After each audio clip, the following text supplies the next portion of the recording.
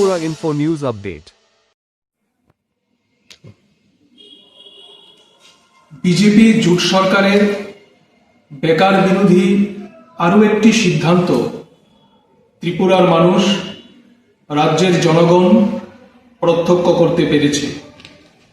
দীর্ঘ 4 বছর অপেক্ষা করানোর পর সরকার ঘোষণা দিয়েছে 6,361টি পদে স্পেশাল এক্সিকিউটিভ নিয়োগের পূর্বেকার সরকারের যে সিদ্ধান্ত, এই সিদ্ধান্ত বাতিল করা। আমরা সবাই জানি যে 2022 সালের 3রা নভেম্বর রাজ্য সরকার বিজ্ঞপ্তি জারি করেছিল 6,361টি পদে স্পেশাল এক্সিকিউটিভ নিয়োগ করার জন্য। বিধানসভা নির্বাচনের ঠিক প্রাক মুহূর্তে ভোটের বৈতরণী পার হওয়ার জন্য পরিকল্পিতভাবে তারা এই নিয়োগের ঘোষণা দিয়েছিল। আজকে এই নিয়োগ প্রক্রিয়াকে সরকার বাতিল করে দিয়েছে। আমরা ভারতের গণতান্ত্রিক যুব ফেডারেশন সরকারের এই সিদ্ধান্তের তীব্র বিরোধিতা করছি এবং চাকরি নিয়ে, কর্মসংস্থান নিয়ে বেকার ছেলেমেয়েদের সাথে যে ধরনের প্রতারণা করছে রাজ্য সরকার, তার বিরুদ্ধে ত্রিপুরার সমস্ত অংশের যুব সমাজকে গর্জে ওঠার আহ্বান আমরা জানাচ্ছি। বিজেপি জোট সরকারের আমলে যত নিয়োগ হয়েছে তার চেয়ে বেশি নিয়োগের প্রক্রিয়াকে বাতিল করা হয়েছে।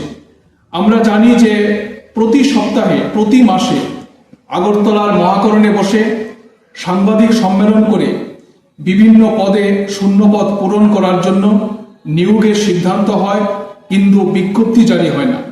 আবার বিজ্ঞপ্তি জারি হওয়ার পরেও বছরের পর বছর সেই নিয়োগ প্রক্রিয়াকে ঝুলিয়ে রাখা হয় এবং একটা নির্দিষ্ট সময় পর সেই নিয়োগের প্রক্রিয়াকে বাতিল করে দেওয়া হয়, যেটা স্পেশাল এক্সিকিউটিভ পদে নিয়োগের ক্ষেত্রে এই ঘটনার পুনরাবৃত্তি হয়েছে।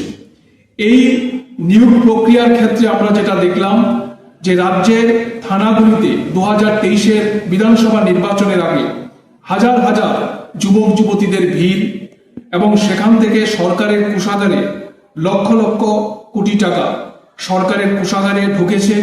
বেকার ছেলেমেয়েরা নিজেদের পকেটের পয়সা খরচ করে সেই ফর্ম পূরণ করেছেন কিংবা ইন্টারভিউ প্রক্রিয়ায় তারা যুক্ত হয়েছেন। আজকে 4 বছর পর, দীর্ঘ প্রতীক্ষার পর একটি ঘোষণা দিয়ে বেকার ছেলে মেয়েদের সেই স্বপ্নকে ধূলিসাৎ করে দেওয়া হয়েছে।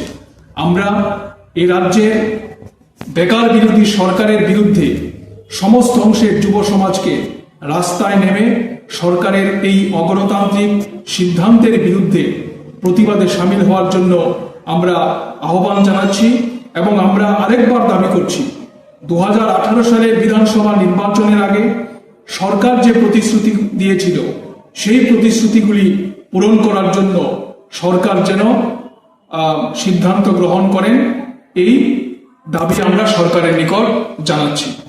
Subscribe to Tripura Info and press the bell icon so that you never miss any latest updates and news on Tripura.